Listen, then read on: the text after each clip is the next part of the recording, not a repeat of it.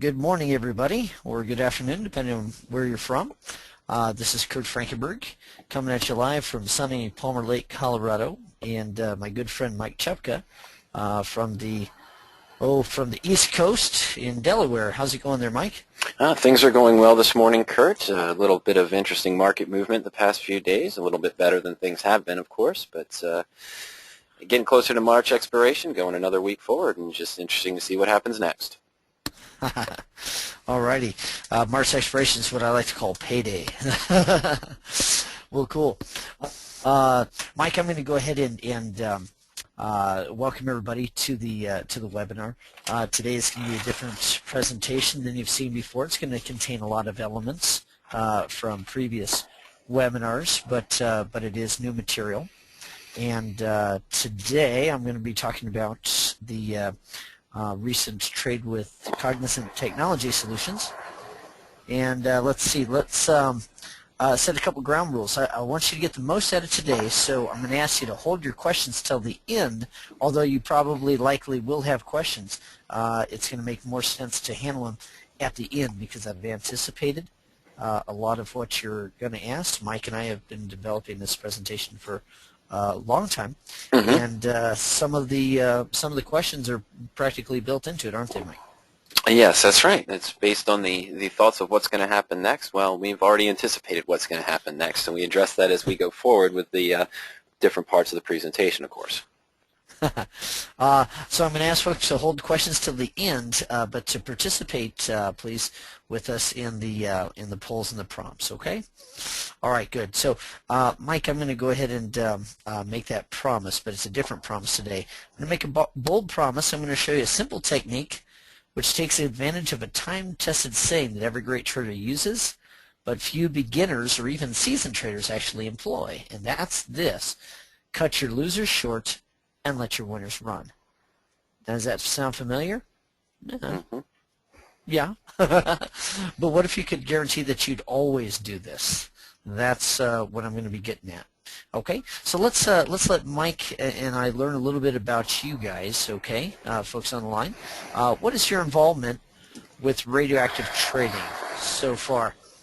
Have you been taking a look at the free materials? For example, the sketch, which is a free white paper available on radioactivetrading.com.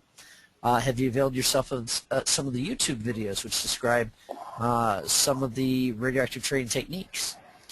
Have you picked up the blueprint, or are you thinking about it?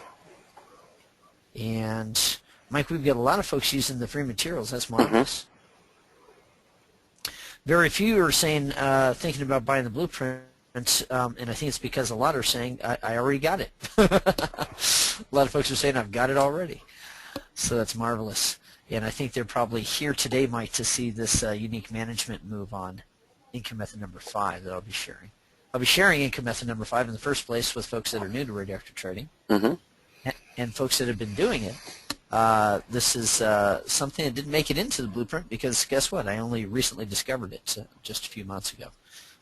But we've got support for blueprint owners. Okay, let me go ahead and close that poll. And let me ask a second poll. What kinds of options trades are you currently doing? And this one we're going to show. I'd like for you to look at the spectrum here. Are you so comfortable with options and also with being right and so forth that you would sell naked calls? Are you a little more sophisticated than your average covered call seller, and are you doing vertical and diagonal spreads, butterflies, condors, all that stuff that sounds like it ought to fly? Thank you. And or are you maybe doing covered calls? Mike, it looks like so far our winner is covered calls trading. It's close, though. Yeah, it's really close. Let's leave it up for a few more seconds. We have some folks saying options mean no likey, and that's it's understandable if you've gotten hurt, or if you are looking at options and it's very different from what you've done before, and so therefore you know, you feel a little intimidated. Either problem is solved by education, and we do free education here every week. Okay, Mike, let me go ahead and close that and share the results. It became a tie, didn't it? Yeah, at one point we had covered calls as the clear winner. Now we've got a tie between covered calls and folks that are doing long calls and puts and naked puts, which are actually the same risk-wise as a covered call trade, risk and reward-wise. Let's see, only 5% would do naked calls, and we've got a pretty close second for folks doing spread trades, and that's good to see, Mike, because we're going to be sharing a spread trade here today. Okay. Okay, cool. Alrighty. Well, just before we get into it, I'm going to give you a warning, okay? These educational webinars we do for free every week. We do them twice a week, actually. And we show different things as time goes by and as current information is demanded. So we do different things all the time. But the reason that I'm able to do this for free is because, well, I've got something to sell. And I'm going to make you a guarantee, okay? I'm going to instantly improve your trading results if you get something out of this. It ought to be how to instantly improve your trading results, okay? And we'll prove that, okay? We'll prove that.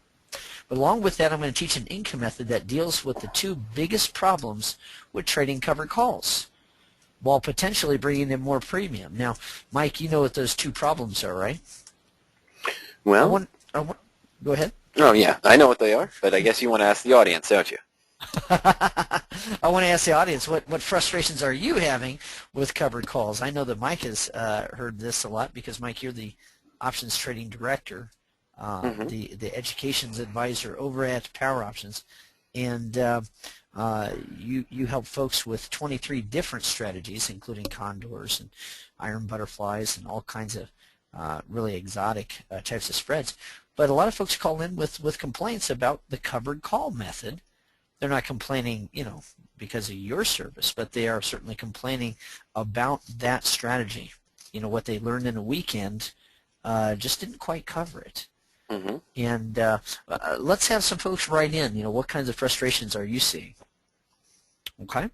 Now, as you're writing that in, I'm going to mention what else is going to be in today's program. We're going to show you a setup that solves the two biggest problems about covered calls. And I'm going to throw in a bonus. I'm going to show one of several ways that I bulletproof a stock. And that's bulletproofing, Mike, is making it so that you can't possibly lose, but you have your upside wide open. It's kind of an exciting place to be, wouldn't you say? Mike recently bulletproofed a stock. He had 7% of his capital in that trade at risk. Am I right? Yeah, it started off with a 7% risk. That's correct. Right, and then 5 weeks in, it was bulletproof. That's right. We had managed to pay for the original at-risk amount and have no risk on the position. All right, and so having very little risk, zero risk, having zero risk, then what you did was you watched that position climb and climb and climb until you finally liquidated it for how much? It was a 59.8% gain at that time.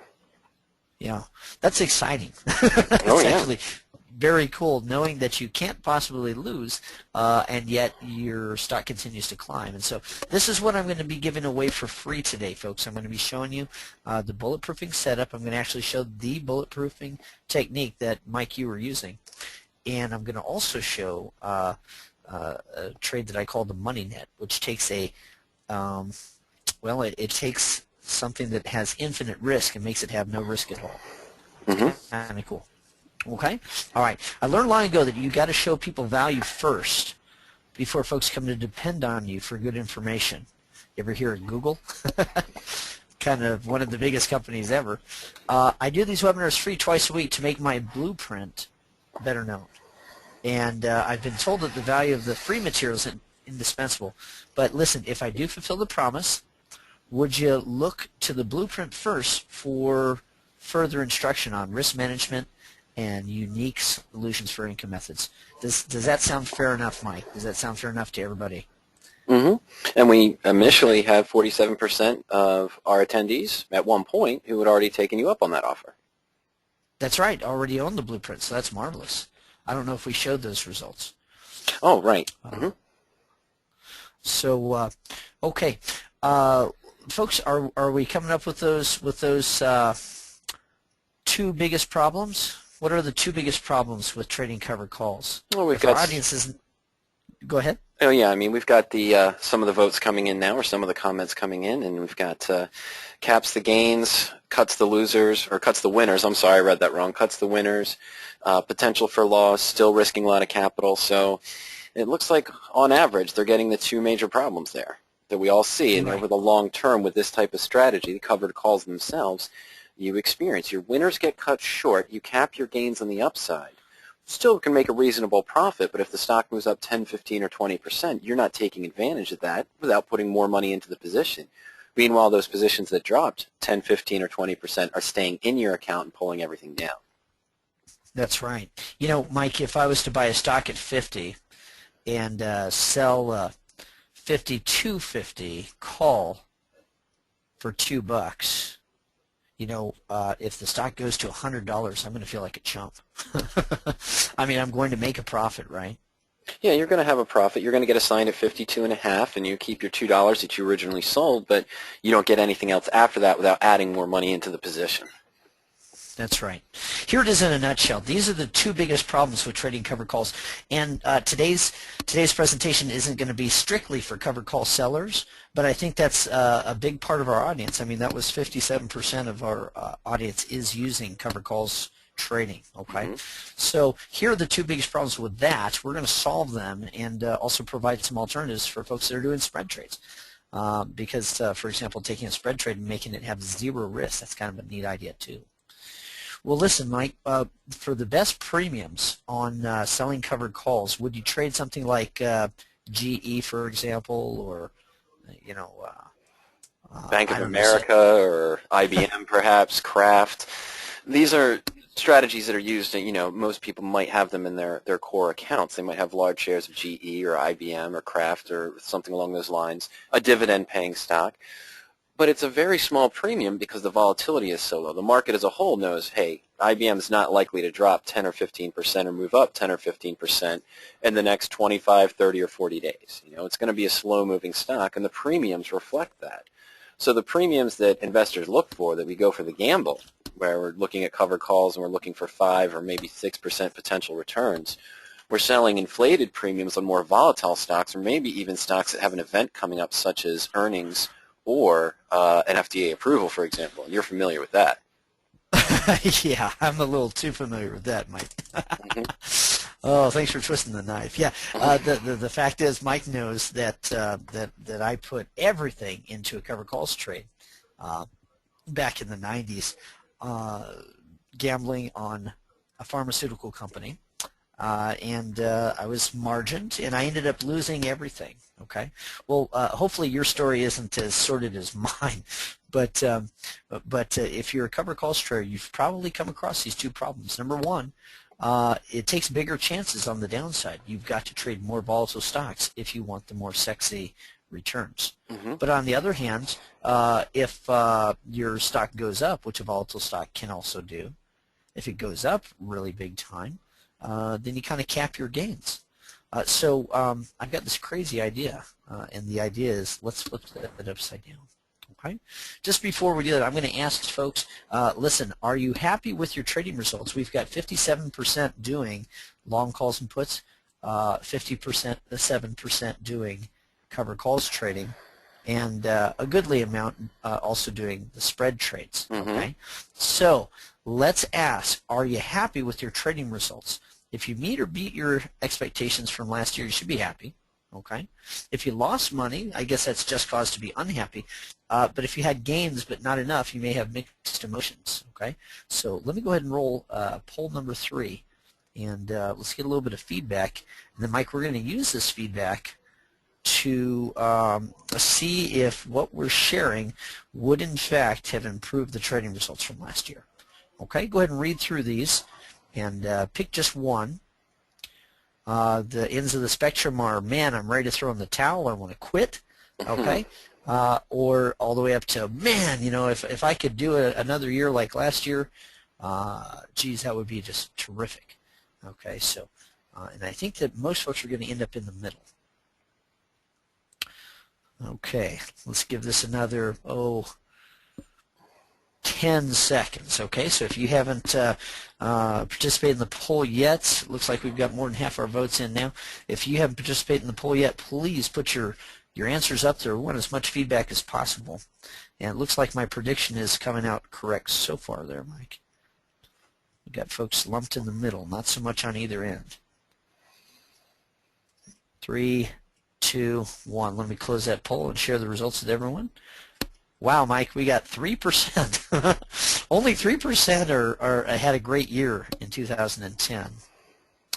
28% are happy, but they could stand to be happier. Now we've got more than half in the other category. Okay, we've got 31% that are happy in one way or the other, right? The 3 plus the 28.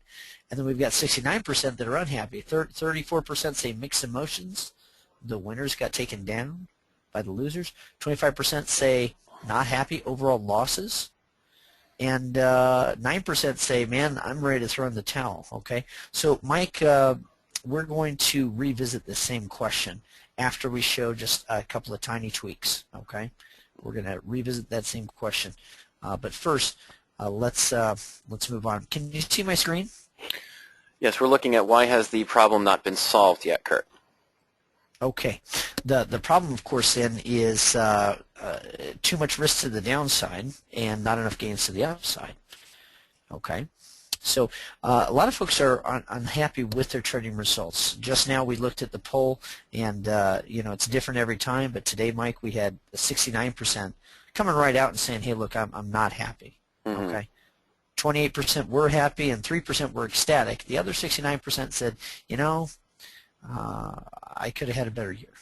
Okay, but not everybody knows where to start. Okay, and I'm going to ask, just what do you think the solution would be? What do you think the solution would be?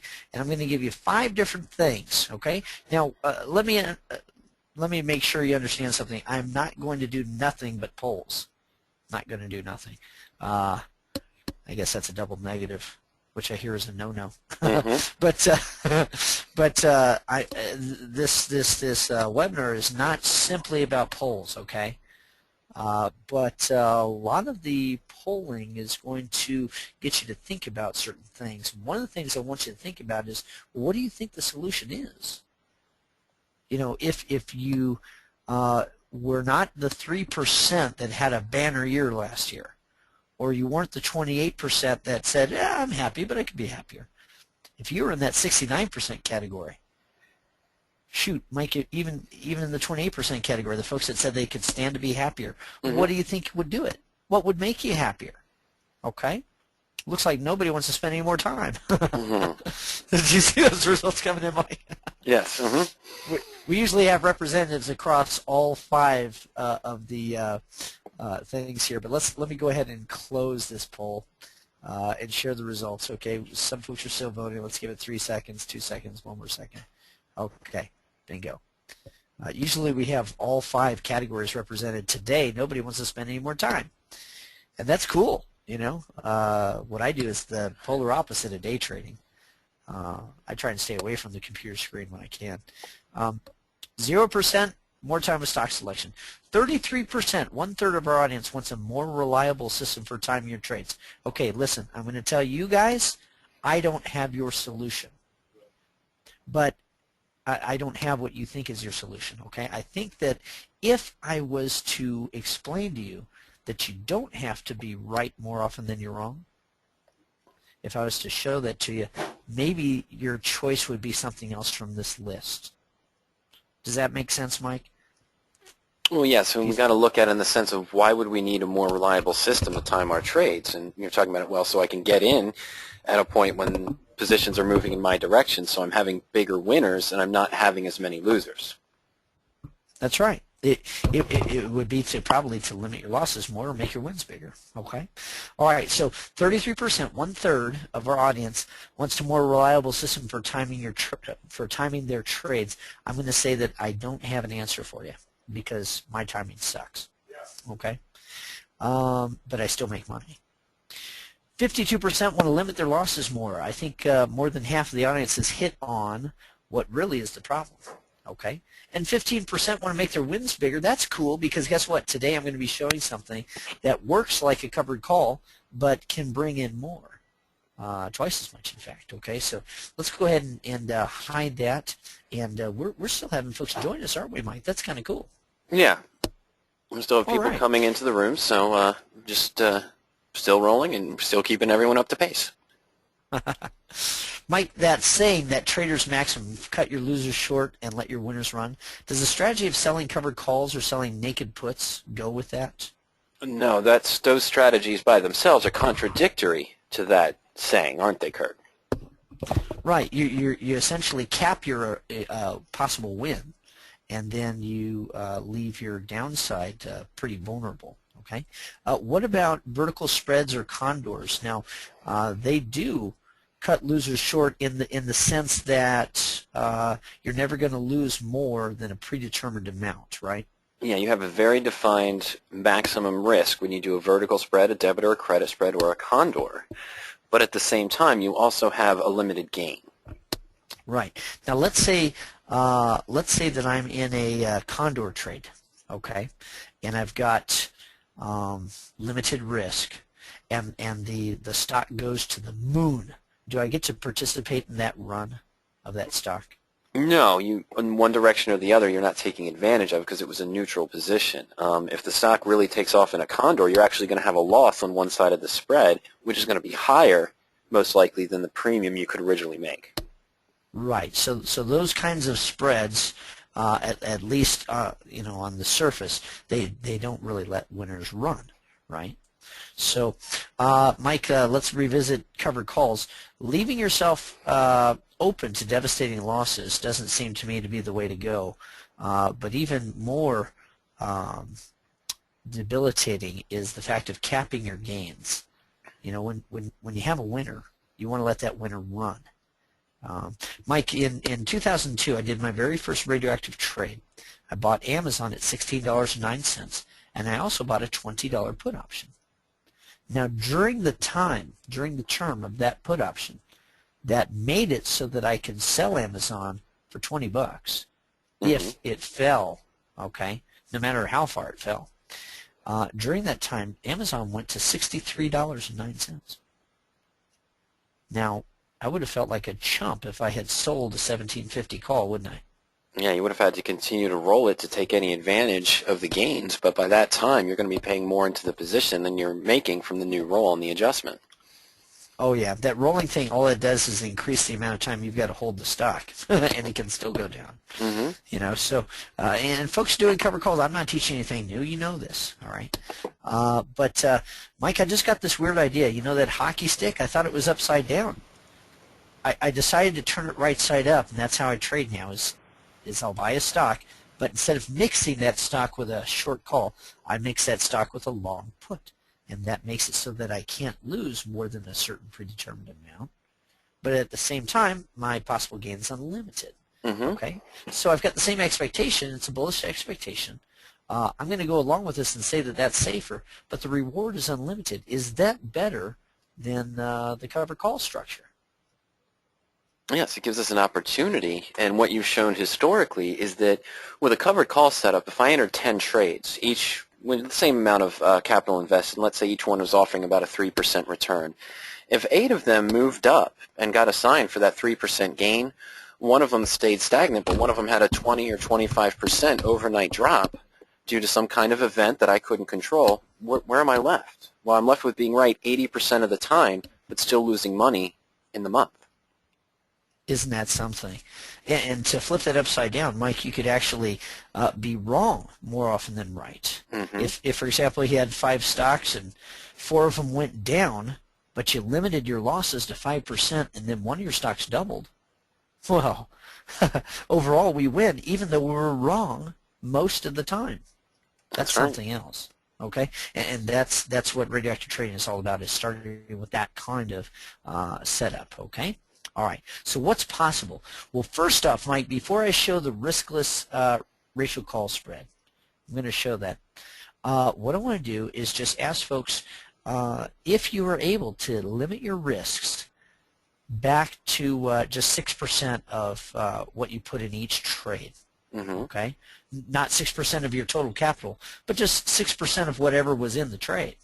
If you cut your losses to 6% or less, but also kept your wins, would that make a difference in your trading? Okay, and let's go ahead and run that. Okay, how would you have answered about your last 12 months? Would you say, well, I would have still lost money overall? I would have lost less. Would that have made the difference between happy and unhappy? Okay. If you said that you're happy with your trading results, would you still be happy with your trading results? You know, I want to know if there'd be a change there too.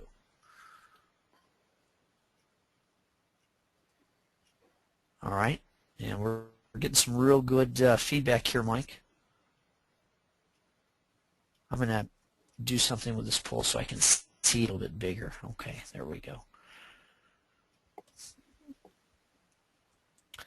Okay, let's give it another 5 seconds. Okay, so if you haven't cast your vote, please do. 3, 2, 1 more second, and close. Okay, good. Let me share the results. Mike, 6% said they would have lost money overall. Okay, if they still kept their wins and cut their losses to 6% or less. Now, if that's the answer, I would have lost money overall, I've got to assume that you lost 5% on your losing trades or less, right? And still failed to make money. I'm going to say that, folks, you probably need to look at your time horizon because most people would make money with that. But if your time horizon is that you're losing 5% in a day, well, yeah, you do that enough days, you're going to get in trouble. Okay, and sometimes we don't wait long enough for our trade to mature. With the trend the way that it's been in 2010, it's really hard to lose money if you keep your risk down to 6% or less. So the other 94% of the audience did this. 21% would have lost less. Okay, good. 24% would have made the difference between losing and winning. So instead of last year losing money, you would have made money. That's marvelous. 39% would have put you over from unhappy to happy with your trading results. And 9%, I said I was happy with my trading results, but I would be more so. That's pretty cool. Okay. All right. Mike, let me go ahead and hide those results. Dock the panel again. Okay. And let's talk about what's possible. Oh, you know what? Let's put a number on it. Okay. And this will be our last poll for a little while, okay? I just want you to put a number on it. Either you say, geez, I can't see how that would even help. I can't see how forcing myself not to risk too much would be a help, okay? Or I would have saved at least $300.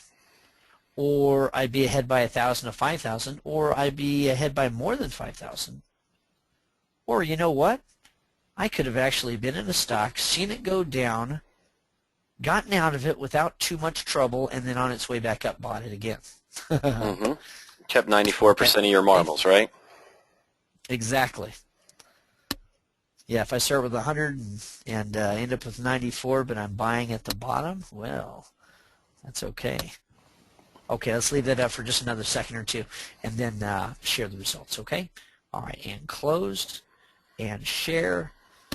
Nobody said that wouldn't help at all. 10% would have saved $300.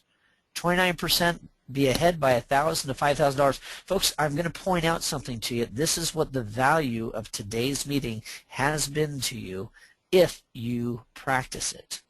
If you decide from here on out to limit your risk down to 6% and yet make your gains run, well, this is the value of today, okay? 48% would have saved or made $5,000 or better. And I'm sorry, did I say 14? 48%. 48%, right? Nearly half. And 14% would have the potential to do even better than that. See, these are the guys that know how to market time, right? Okay. So in Colorado Springs, Mike, about a year ago, it was April, I did one of these classes live. And so I went around the room. One fellow raised his hand and he says, try $30,000. I said, wow, you would have been ahead by $30,000 last year. He says, no, I would have saved that much on one trade. Mm. Oh, man. Okay, so how can you actually do that? Here's how it's done. First of all, we're going to show the structure of what I call a radioactive profit machine, and then after that, Mike, we're going to show two riskless spread trades. One that is able to bring in more premium than a covered call trade, and yet leave the upside open in case your stock runs away. That's kind of cool, isn't it? Mm-hmm. And then also we're going to show the manipulation of the put option that makes your stock bulletproof. Okay, so we're going to show two riskless spread trades, and but first we've got to show you this. Okay, here's the structure of a radioactive profit machine. Now, Mike, InTap, this is actually one that I showed last week, that I closed last week at a loss. And the stock went down 10.8%. My loss was 1.2%. So 9 times less than of what it should have been, I guess. Right. The stock lost 10.8. I decided I'd had enough, and I got out for my 1.2% loss. Poor baby. So with 98.8% of my money left, I was able to put that in another trade.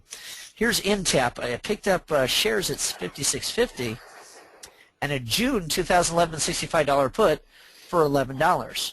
Well, that makes for a total invested amount of $67.50 and a guaranteed exit of $65. So what's at risk, Mike, is the difference between the two, or $2.50, which is 3.7%. Now, as I said, because I did some adjustments and because I closed the trade early, I didn't realize that whole loss of 3.7.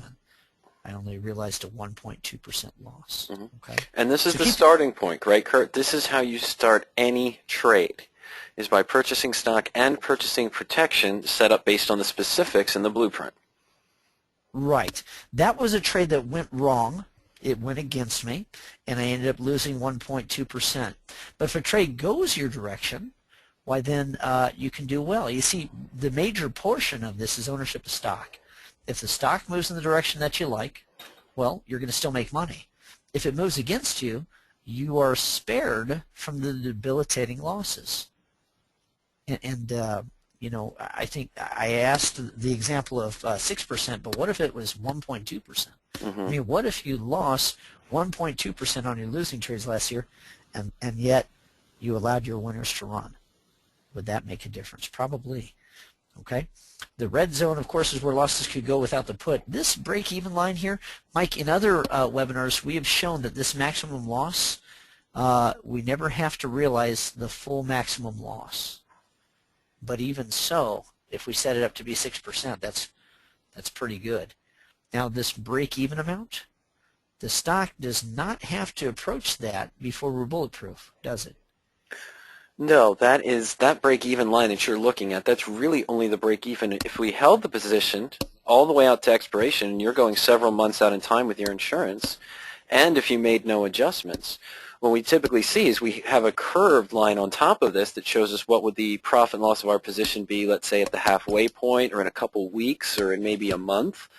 And the break-even is much lower because the time value of the put still holds. It still retains most of its time value over a 30 or 45-day time period. Right. I've endured a bit of criticism because I buy a put option that's higher than the actual price that the stock is trading at. And that criticism has been, well, Kurt, you can't make any money until the stock goes, you know, above that break-even point. And we've actually proven that to be untrue. I've been able to bulletproof things way before they even reach that. Even guarantee myself a return before the stock even reaches this break-even point. Okay, but here's what I'm going to do, Mike. Just before we get into some details, let's just compare the ownership of 3 different positions. Okay, straight stock, a covered call trade, and a married put. Okay, now the straight stock doesn't give us any protection, and it also doesn't give us much premium, okay? Unless, of course, you're collecting dividends. If your stock goes up 20%, then the straight stock play yields 20%, right? That's right. Mm-hmm. What do you expect with the covered call play? Will we still make money? Oh, of course, if we had a stock and a covered call and it went up 20%, we'd still make money, but we're not going to realize that full 20%. Yeah, we're going to make less because we're going to collect some premium. The stock's going to go up and get called away. Okay. What about this married put play? Okay, we're going to cut into our profits a little bit by buying the put, right? That's right. We're taking a long stock position, and we are doing a bearish hedge against it. We are adding a bearish position on top of it and paying for that. So if the stock moves up 20%, we might not realize the full 20%, but we still have an unlimited upside profit potential. Right. All three of these plays make money, all right, and they just make money in different ways. So let's say we take our winnings from that and we put it into a new play. Okay, but this time the stock goes down. Well, with the stock, we're going to lose 20%. Are we going to lose less or more with the covered call play? Well, we're going to lose less because we did collect premium, a little bit of premium to hedge some of the loss, but we're still going to lose. We still don't have any protection in place. Right. What about that married put, the way that I've shown how to structure it? Well, we put in that floor, the 5 or 6% limited risk, that we can't lose more than that amount when we originally opened the position. So we may have a loss of 5 or 6% on the married put when the stock dropped 20. Okay. So, Mike, here's what I want to know. We had the same stock, and we played it 3 different ways, Mm-hmm. all right? And then we had another stock and played it three different ways, all right? And when we make 20% and then lose 20%, where does that put us? Well, we're not at break even, are we, Kurt? We're in a much different scenario, much worse scenario if we make 20% on a position and then lose 20%.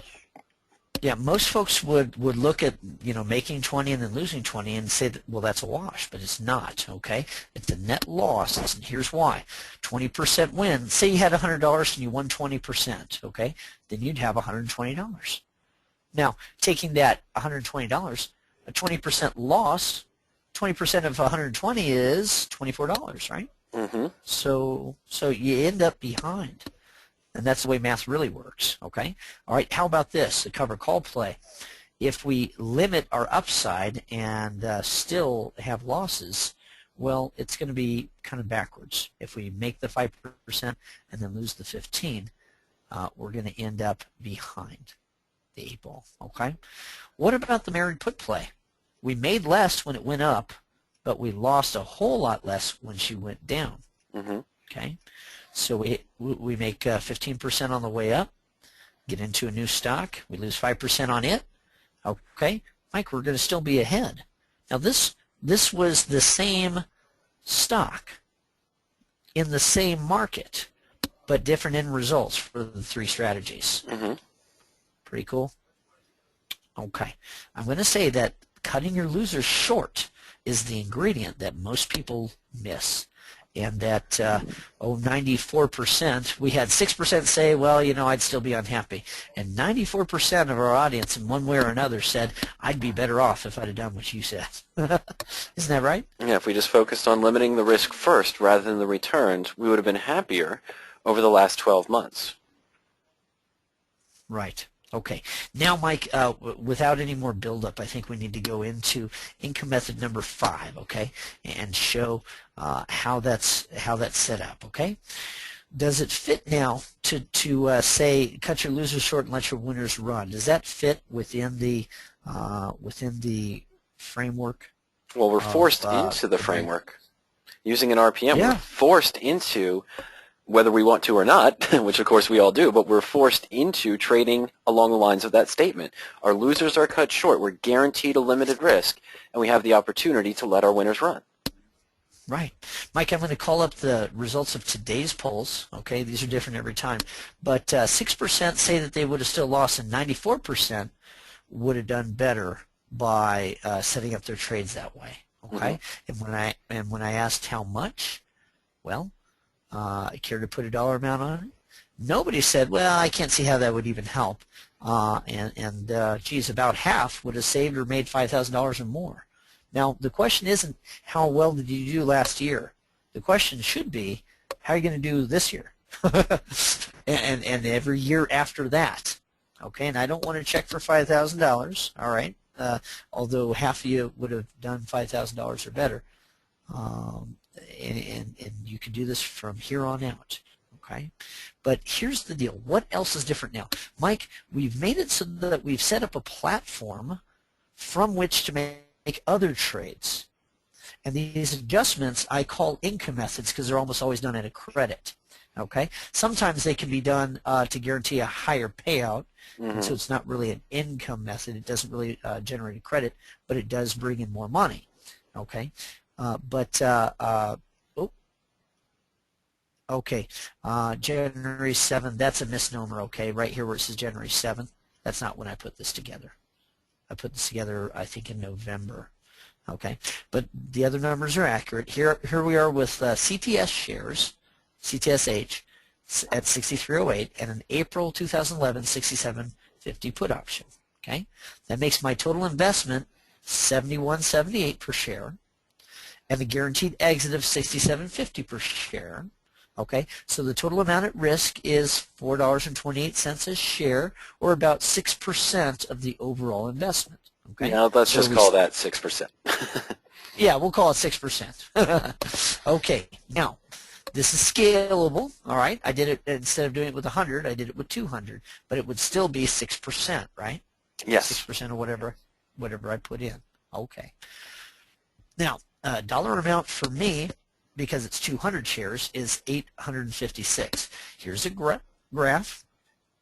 There's our familiar hockey stick graph. Here's the total cost and how much I need to put up for the put and so forth, how much the maximum risk is. Do you see what it says for maximum profit? Well, it's infinite, isn't it? It's unlimited. Right. Okay. All right. Now, I'm going to show the adjustments. This is the Mary Put graph, okay? Now let's look at a ratio call spread. Now Mike, a ratio call spread is where you buy one call and sell two. What's wrong with buying one call and selling two? Well, when you do that just general setup, Kurt, what you're going to end up with is one of those calls is going to be naked, which has an infinite risk to the upside. Okay. So as the stock goes up, I have an obligation to deliver. You have to deliver shares of stock that you don't own. So if the stock went up to 100 from this point, you would have to essentially buy shares of stock at $100 and then deliver them at 75. So that would just be a 25-point loss there. Wow. Okay.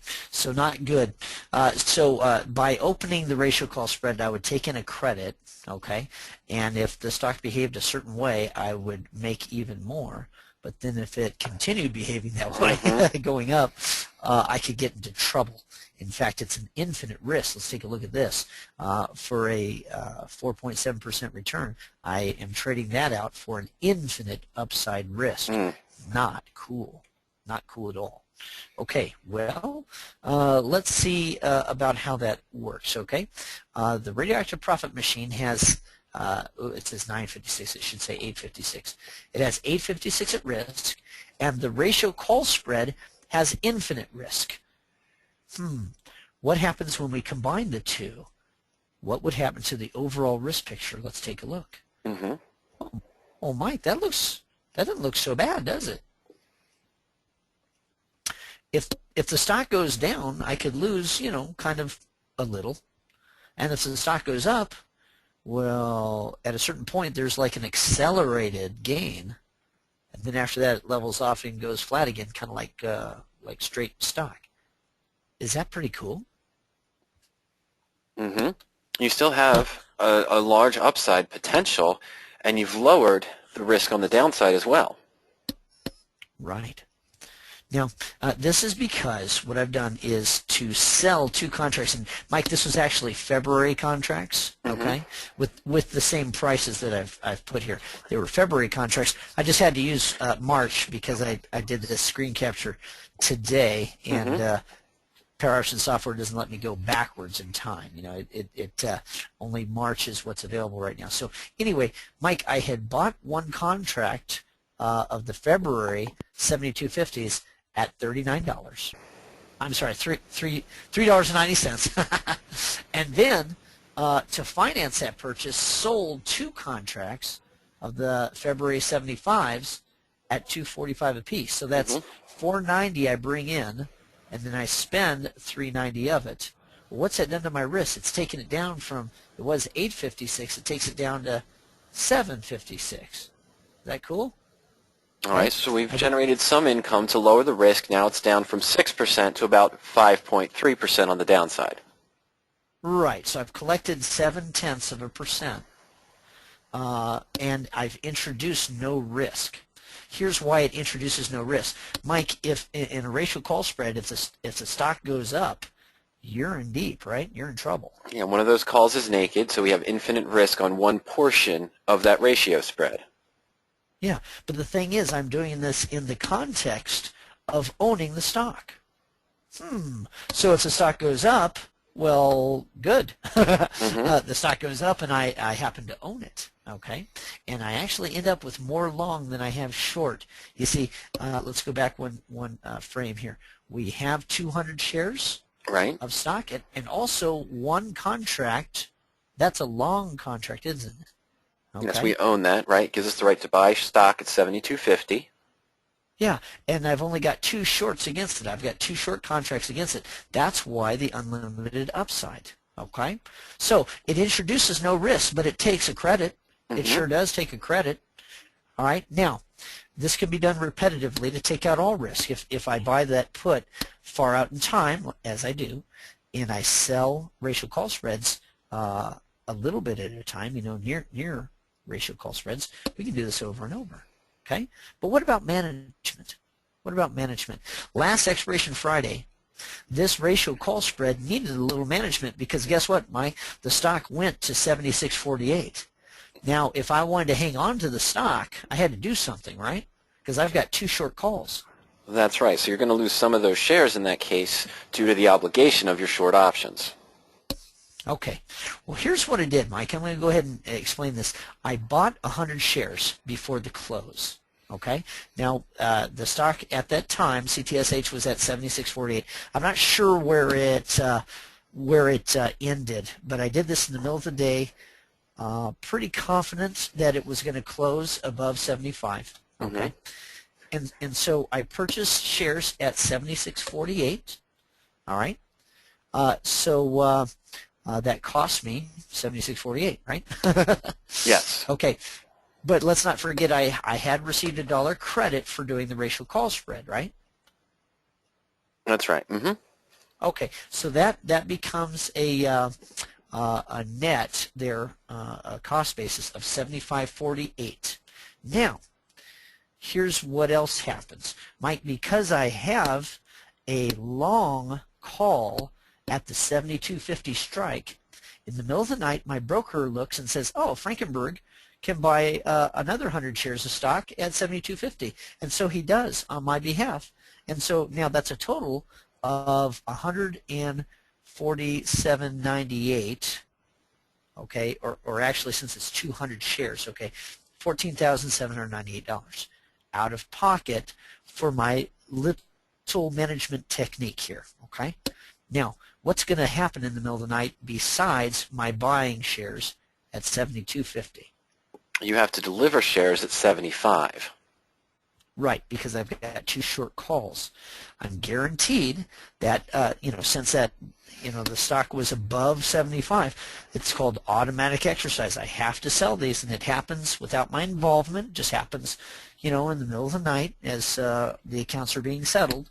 My 200 shares get sold for 75, so that brings in 15,000. Okay, so the difference between the 14,798 and the 15,000 is $202. That may not seem like a lot, but here's the deal: that $202 is profit that's applied to reducing the overall cost of my other 200 shares. You see, this was just a temporary situation, and this $202 gets applied to my other 200 shares.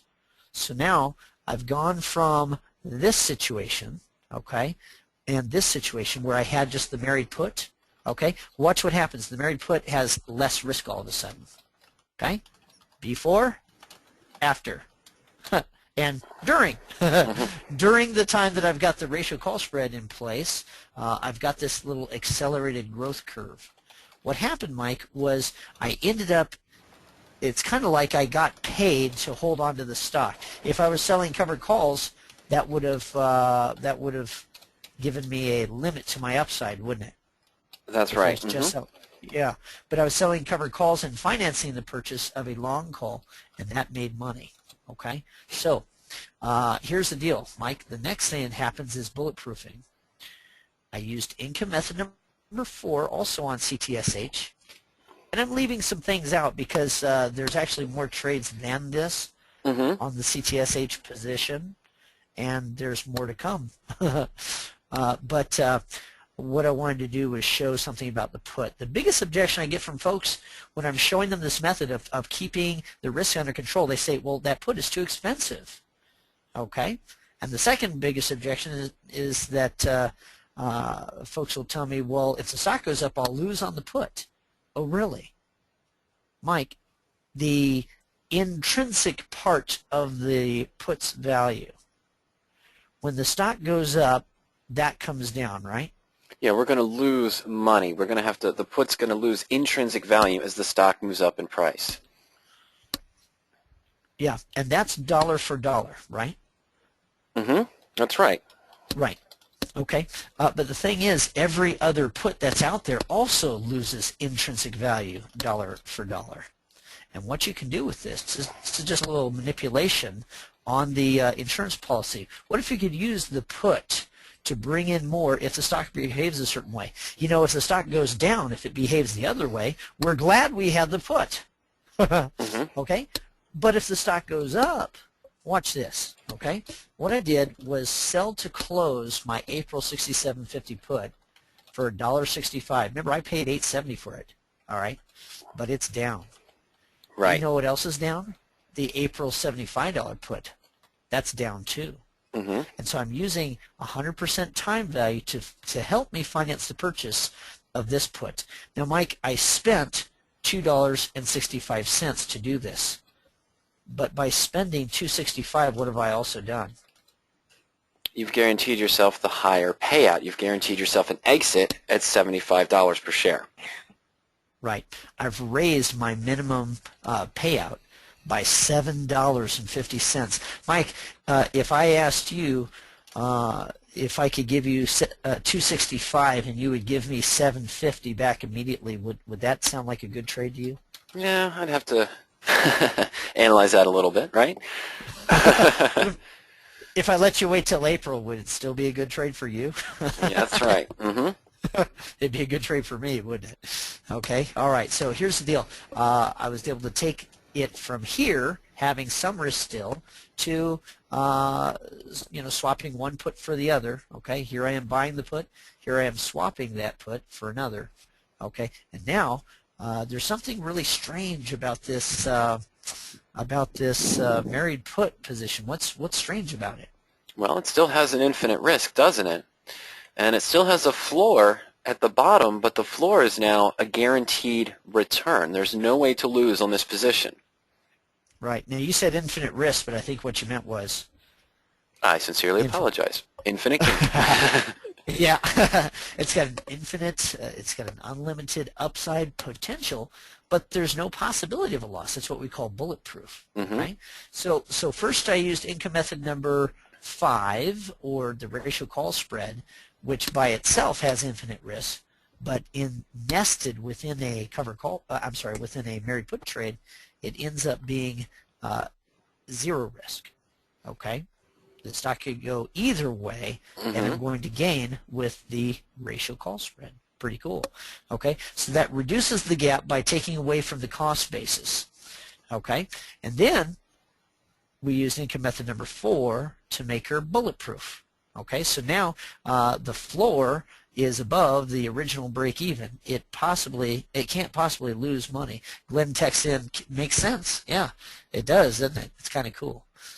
I like the idea of, for example, if there was an earnings announcement right around the corner, how would you like, Mike, how would you like to go into that earnings announcement with no risk at all? I do like doing that. I've done it in the past. I like it just fine myself. Okay, so here's my catchy saying, don't pick stocks, pick stops. And I've been using that saying since 2002. Some Johnny-come-latelys that used to speak out against puts and now are starting to clue in have actually hijacked that saying. They use it too. But originally that was my saying. Don't pick stocks, pick stops. You want to pick the place at which you're going to get out. But Mike, here's another saying. Don't time trades, trade time. You know, by using that put option, we manipulated it. We used that put option to purchase another put option, which was greatly reduced in price, but also greatly brought up the amount of what we could get for the stock. We made ourselves bulletproof. Okay, all right. Let's say what should we do now? I've shown you what's the real problem. Okay, what the real problem is that most types of trading don't do what you know, the best traders recognize as the way to go, and that is cut your losers short and let your winners run. Okay. We've seen why it's gone unsolved. We've tried to do it with covered calls, and that's kind of the antithesis. It's like the opposite. We've tried to use spread trades too.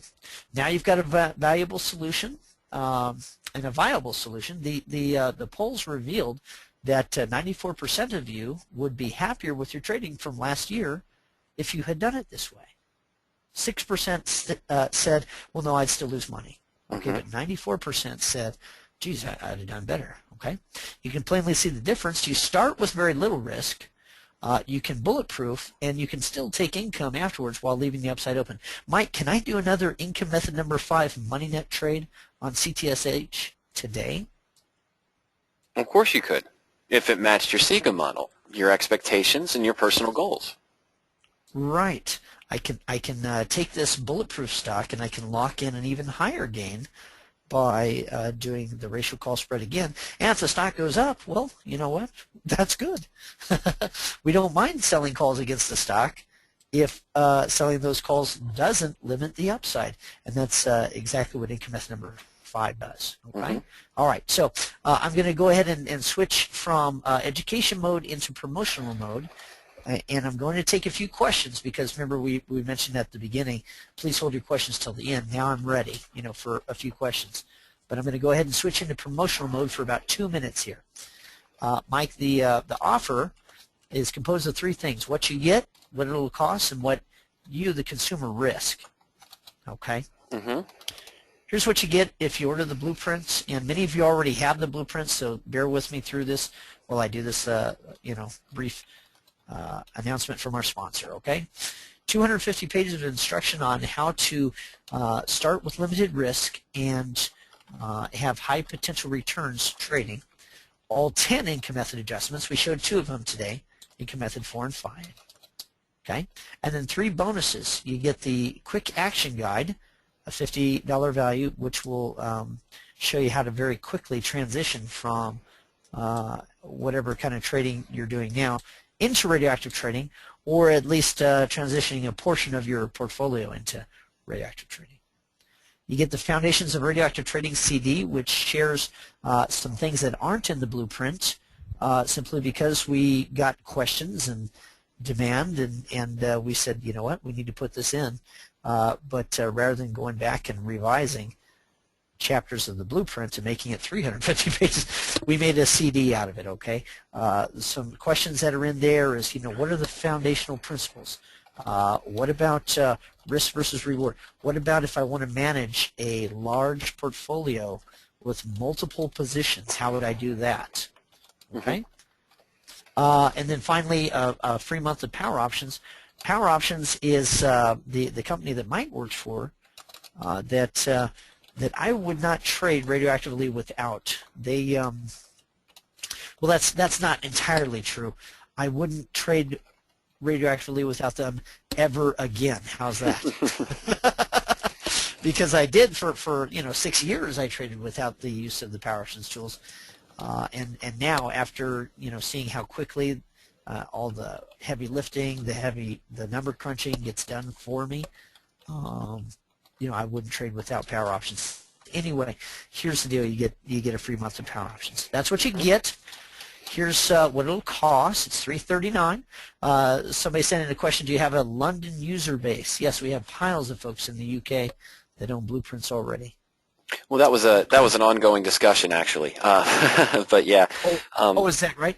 Yeah, Jay was wondering, what about the London markets when most stocks just only have quarterly options available? Would this work? And yes, it would still work. You would just look at it and say, okay, well, maybe I want to buy a put option that's 4 cycles out, maybe 12 months out or more, and then you can still use the income methods on the near-term quarterly options. Right. That's correct. Yep. That it certainly can be done. It's been done on the Australian market, South American. It's done on all different markets. And some Aussies will trade the Australian market, and some Aussies will actually trade the U.S. markets. But I think they must be, awake. Right. A lot more often. Insomniacs. That's the word I was looking for. Insomniacs. They must be insomniacs. What will the $3.39 investment, if it were a married put, okay, and we were to take out the risk, then what would your risk be? Okay, you have a 100% money-back guarantee if you feel as though, man, the blueprint just isn't for me. Okay, so I'm going to say that's a pretty good deal, Mike. What your risk is nothing. Mm-hmm. Okay, and you can keep the bonuses. What you get is pretty good. You get the blueprint, you get the quick action guide, you get the Foundations of Radioactive Trading CD, you get a month of access to power options, over $557 value for $3.39, and it's guaranteed, so no risk. Okay, did we have other questions? Yes, there were. Of course, we did. There's an interesting point that was brought up by Rob earlier on. Rob just wanted to mention, we were talking about covered calls. Proof is in the pudding. In the late 70s, there were 3 covered call writing funds that are now all gone, of course. Leo wanted to know, how many calendar months do you go out when buying your protective put? Well, as a general rule, we go at least 150 days out, but the blueprint describes in detail the advantages of sometimes going further out in time and what you're looking for to match your minimum risk and your personal threshold, and of course, what are your goals and actions for the position. You might want to go much further out in time. Right, yeah. The time horizon is anywhere from 5 months, 150 days, to I've bought put options as far out as 22 months. Mm-hmm. Let's see, in 2002, October of 2002, I picked up a January 2005. So I think that's actually more than 22. I think it's 26 months out in time. Let's see, how deep in the money? Well, I'll tell you what, there, Glenn, the way to go is to look at what your overall risk is going to be and try and keep it to 5, 6, 7, 8%, single-digit percent. And that's going to vary. And the power option software is totally invaluable to this. What I do is I just plug in, I want to search for married put trades, and use these criteria as far as I personally like to trade to the IBD 100, or which now is the IBD 50. So I'll trade the IBD 50 list, and it will give me a list of all the married put trades along with the put option, and how much I'll risk as a dollar amount, how much I'll risk as a percent, and it'll just do all the heavy lifting for me. It's kind of cool. Okay, let me just look at John's question here. Scottrade will not allow this. Can I handle that? Go ahead. Scottrade will not allow this type of trade. John, I actually traded Scottrade before, and if they'll allow you to buy puts, and they will, and they allow you to do covered calls, and they will, you can buy puts and sell calls against. Now, as far as that ratio call spread, absolutely, you may need to make a phone call to your local Scottrade broker and ask them to lift their stupid requirement. Ask them to lift it, because after all, you're only selling calls against the 100 shares. If you have 200 shares, you're selling 2 calls. Now you're going to also purchase a long call with it, and it's actually going to cost you 2 commissions, but the commissions are very low. Okay, so it'll cost you two commissions, but they will allow you to do it. That is an answer for Scottrade. Now, if you're not happy with Scottrade, you could do what I did, and that is to move over to Thinkorswim or to Options Express or to another company that understands options a little better. Other questions? Well, let's get to Ken's, and I don't fully understand this question. He wants to know, can you address how you would avoid the unlimited downside risk of the combination of married put and the ratio back spread? Well, we don't use the ratio back spread for that reason, but this income method number 5, this ratio spread, doesn't have unlimited risk. It still has limited risk and an unlimited upside. That's why we use it. We're not going to, if you don't see a strategy listed in the blueprint, we get a lot of questions, Kurt, why don't you guys, we see income method number 6, it's a bear call spread. Why don't you guys ever do a bull put spread? Because it adds too much to the risk. It's not covered the same way that income method number 6 is, so that's why it's not in the blueprint. You don't want to increase the risk. That's right. All right. Is this Jamie? Is that, a name got cut off for me there. Can you see that, Kurt? I can't see the, James. I apologize. It's James. What is the maximum? Yeah, go ahead, Kurt. What's the maximum percent of the put? Well, again, it's about controlling your risk in the overall trade down to 5, 6, 7, 8%. Okay, Ken asks, terminology, the risk graph goes below 0 on your example. Yeah, but we're still... Oh, thanks, Doug. Doug says, have to leave. Great webinar. Thanks, Doug. I appreciate that. I'm not sure what Ken means. No, on your previous chart, when you showed income method number 5, it did dip below that. See, income method number 5, the trade that Kurt did on CTSH, Ken, did not bulletproof the position, but it was still limited to risk by the put option. See, we started off with 6% at risk, and then he generated a premium. So at that point, it's still limited to this lower risk. It just wasn't shown on that chart. He's still guaranteed an exit at 67.5. Yeah. Here's our original position with the guaranteed exit at 67.5. Okay, there's our original position. After doing income method number 5, whoop, see some of that pink water drained out of the tub there. We've got less risk, and the break even happens sooner. Okay, and then after that, I did income method number 4 because it was available. And by doing income method number 4, of course, that took out all the risk, went from here to nothing. Mm-hmm. And of course, Mike, can I still put in another ratio call spread on this, take in some income without introducing risk? Absolutely. Yeah. I think Now, Kurt, the ratio call spread done in the doc and done according to the parameters in the blueprint are going to keep you out of trouble. You can't lose on it, and yet you take a credit. You can end up taking a bigger credit. Kind of cool. Okay. Mike, I think we're about out of time for questions, unless actually we're okay. Let's take 1 or 2 more. But then, folks, if you think of a question, as often folks do, if you think of a question after we say goodbye and you want that answered, go ahead and send it to support@radioactivetrading.com. If it's a question about the blueprint, the techniques that we showed today, or things that pertain to married puts, I'd be happy to answer them, and there's no charge associated with that. It's just what we do around here. If it's a question about power options, you want to direct that to Mike, and I'll flash up some information on the screen here in just a minute. Okay, RD says he has a complicated question.